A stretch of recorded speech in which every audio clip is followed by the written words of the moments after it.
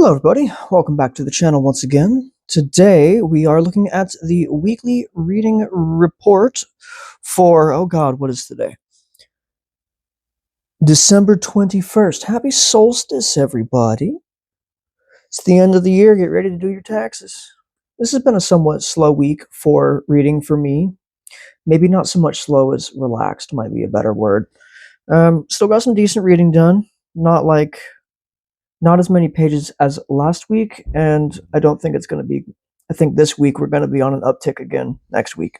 I only have a moment here, so I'm going to try to do this a little bit quickly, actually, this time. We're going to start now, as we always do, with the update, a check-in for the Read What You Own challenge. For this week, we added 687 pages of owned text, bringing us to a total since November 1st of 6,214 pages of our 12,500 page goal. We are 50 days into the challenge, sitting at 49.7% completion, and we are up 5.7% from this time last week. Let's go ahead and take a look at what I finished reading last week. We'll start with what is definitely going to be the most fascinating, riveting thing ever. I read an essay from Immanuel Kant on orientation in thinking, I believe it was called. What is orientation in thinking? The best I can two-sentence describe this would basically be Immanuel Kant came out in like the 1700s, the later end of the 1700s with this, and it is his approach of keeping the Christian God in their viewpoints, but separating it from reason and holding reason in front of God while still not letting go of God because you don't want to get like killed by the church. My little atheist brain was kind of screaming no at pretty much everything. He was definitely very smart, and I think it was definitely, given the context of the time that it came out in, it was extraordinarily useful then, but I don't think it's terribly applicable anymore. I think it's outdated. I think it is inept, and it's a bit obsolete at this moment. During this week, I also finished up the 3 Stigmata of Palmer Eldrich. For some reason, every single time I say that, I have to stop myself because I want to say Almer Peldrich, and that doesn't work at all. Drugs, gods, drug gods, huge climate disaster in the future. People are going to Mars, and there's just super crazy fascists. Governments is pretty much par for the course in every Philip K. Dick book. That's what you expect. But this is another one to where they are there's like a technocracy. Is that the word? Technocracy? Whatever the fuck Elon Musk is doing in the government type shit. But where they're selling these drugs that will help you with consciousness, but then there we go, that's it. Then Palmer Eldritch comes through, and he's got like Pokemon level evolutionary drugs that are coming through, and it's fucking cracking the world open. It's completely fucking zany, crazy, quick. It's fascinating. It's hilarious. It is got serious fucking body horror in it. This is the best, absolutely the best. I've only read 3 now, but this is the best Philip K. Dick book that I've read to date. The third and final item that I finished up here just yesterday is Book 5 of Wheel of Time, The Fires of Heaven by Robert Jordan. This is a reread for me. It's not a reread of the entire series, but this is my second attempt at reading Wheel of Time, and the first time I made it this far, I made it through Book 5, and then I stopped. And then I waited 10 years and came back to it. Now I'm back here, having just finished Book 5 again. It was slower than I remember it being. It was different than I remember it being. There's a lot of stuff that I ended up misremembering a lot of stuff from this book the first time I read it over the decade. So I was very happy to get back to it. It's excruciatingly slow in the beginning, like 500 pages. There's some good stuff going on. There's a shit ton of braid pulling and yanking going on. Um, but once you get to about the back 200-300 pages of this, it gets pretty crazy. This has like the biggest gut punch so far of the entire series. Even though it was a reread for me, I had kind of everything that happened. It was like reading a new book again. Um, so when a couple like slaps in the faces that happened in this book came, they really fucking slapped me in the face, and they hit me good and hard. And there are people and there are things that were going in a very nice straight line in this whole overarching wheel of time story that are very much forever changed now. And this changes a lot of trajectory in a lot of the story. It was very good. It was very good. I'm very excited to keep continuing on with book 6, hopefully in a month or so when I can get back to it. Take a look at what I'm reading now. I did get back into this gigantic freaking tome. I have the Complete Bone series. It's 1,300 pages. This thing is like, it's at least a couple pounds. It's ridiculously huge. I'm weaseling my way through it tiny bit by tiny bit. I only read about 3 or 4 chapters in it. I am into book 4 of 9 in Bone right now, called The Dragon Slayer. Um, Books 1 through 3 were set into their own little like mini collection, whatever, called The Valley. So this is the first one. They're still in the valley at the moment, actually, but they haven't quite gotten out of it yet. Um, but I'm expecting there's going to be more traveling in this. We're not quite there yet.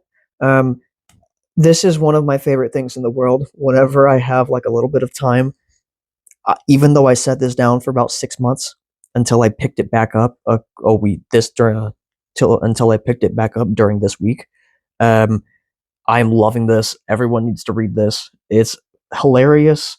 Um, it makes me laugh in the same way as when I used to sit down with like my mom and my dad and my brother. We'd sit down and we'd watch like Mrs. Doubtfire, and we would sit down and we would watch like especially Robin Hood Men in Tights and stuff like that. This is funny just like that. This little fellow here, Phone Bone, like ET Phone Home, but his name is Phone Bone. Then you've got Phony Bone, and then there's 3 of them. I always forget the name of the last one, but Phone Bone, he's like a good dude, the good rule follower dude. He's kind of the Frodo. And then you've got Phony Bone, who is just getting Consumable, one of the other 2 bone dudes. He's always fucking getting into trouble, and he's just a huge fucking schemer, and he's a scammer. He's constantly just getting everyone in trouble and causing issues for everybody, and then not seeing the wrong of his ways and everything. It's just this hilarious thing. There's dragons, there's magic, there's princesses, there's giant crazy rat creatures. There's a really cool underworld in this where the bad dudes live. Like imagine like where Sauron lives, and it's just fucking it's everything's great. Cool, I'm John. I gotta talk quicker here. Okay, this is another one that I'm reading right now. However, I'm basically gonna be finished with this by the time that this video comes up. City of Thieves by who are you by? David Benioff. This is perfectly serviceable. This is historical fiction, World War II. The stakes aren't huge. It's they're looking for eggs to bake a cake, or else they're going to get killed by some. I believe it's a Nazi officer. They're in Russia, but they have to go across some borders and stuff. In my notes here, it's highly consumable. It's like a highly consumable airport book, which is it's really made for mass appeal. Given that it's a World War II book and about atrocities, there's a couple little topics that they kind of broach over here, but they never really go further than like PG-13 into anything. It's pretty safe in that regard. It's constantly moving plot, short chapters. It's never not exciting. It reads almost like a thriller novel. Stakes are low. Overall stories about people trying to find eggs in the midst of war and corruption. There's definitely, they don't make the Nazis look very good, that's for damn sure. There's not a huge amount of like character development. You can't really expect all too much. The whole book's like 200 pages long to begin with, so you can't, yeah, you're not looking for that. I suggest this mainly if you like World War II. There's really good scenes of chess in here. So if you like chess in your books, which I know a lot of people do, I don't necessarily love it, but I was really enjoying it. So I think people who do like it would really like it. In this, yeah, it's really fun. I'm happy I have it. I would read it again. I'm not going to write home from the war about it, but I think this is definitely a book for someone who doesn't read a lot of fantasy, who maybe someone who doesn't read a lot in general. This could be a very good book to get them into reading. So the last book that I'm actually reading right now, I can't say too much about it because I've read the introduction, so I haven't really read anything on it yet. Our philosophy group, we're moving into The Rebel by Albert Camus. I'm already happy to report that even just after reading the introduction, I'm already agreeing with Camus a lot more than Nietzsche or Kant, the two previous philosophers that we covered.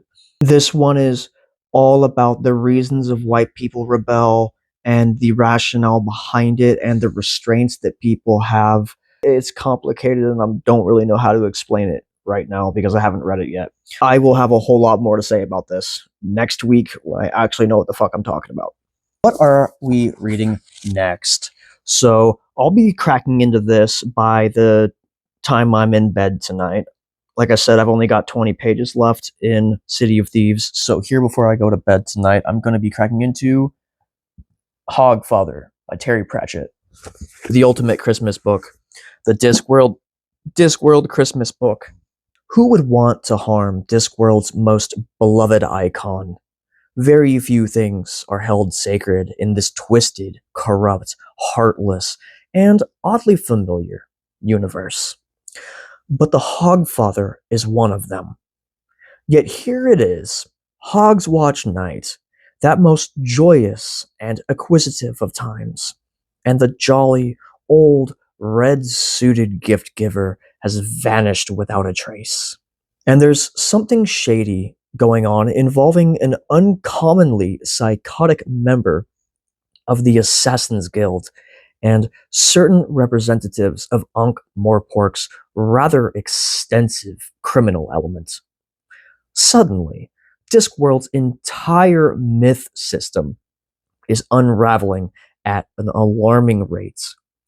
Drastic measures must be taken, which is why Death himself is taking up the reins of the fat man's vacated sleigh, which in turn has Death's level-headed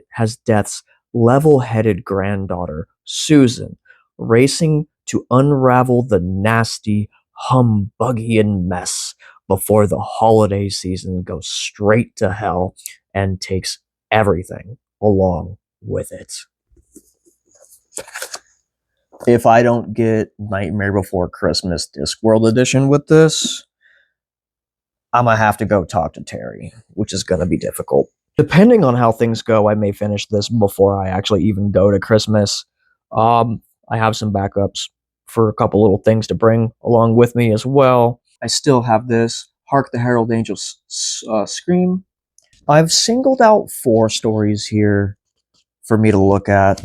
I read this every year at Christmas. This is A Christmas Carol by Charles Dickens. I have a cool version that's illustrated with a whole bunch. Almost every page has pictures on it, which is very fun. So, be getting that on. Next week on the channel, what can we look forward to? you can look forward to probably on about Wednesday or so. I'm going to be uploading my January TBR video.